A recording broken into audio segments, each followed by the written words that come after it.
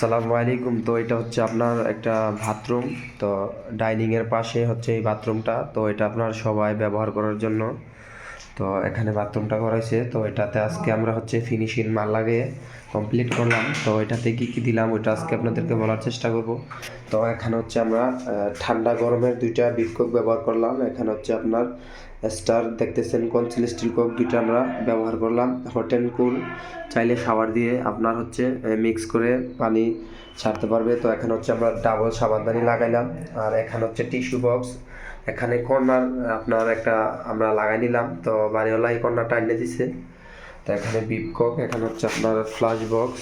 তো এগুলো আমরা হচ্ছে আজকে লাগিয়ে এবং কি এখানে একটা টাওয়ারে লাগিয়ে আজকে বাথরুমের কাজটা আমরা ডাইনিং রুমের যে পাশে যে বাথরুমটা ওইটা আজকে আমরা কাজটা সম্পূর্ণ করলাম। তো অবশ্যই জানাবেন আপনার কাজটা এভাবে করাটা কতটুকু সঠিক হয়েছে।